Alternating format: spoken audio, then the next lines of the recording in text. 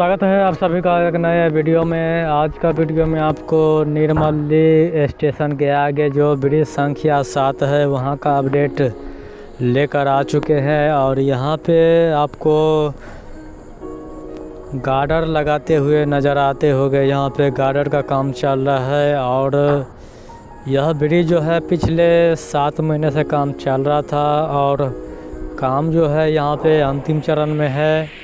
और यह लाइन जो है दरभंगा से लेकर सहरसा फारबिसगंज तक जो लाइन है पूरी तरह से तैयार हो चुका है।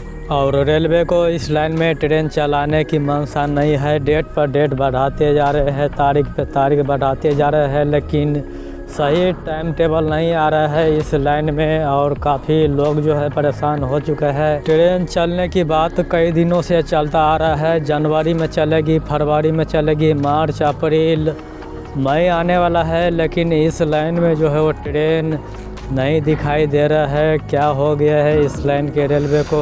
तो हम बात कर रहे थे कि यहाँ पे गार्डर का जो है काम अंतिम चरण में है। यहाँ पे ये पुल जो है डैमेज हो चुका है और नया ब्रिज जो है लगभग पूरा होने वाला है और काफ़ी मजबूत के साथ ये पुल का काम चल रहा है।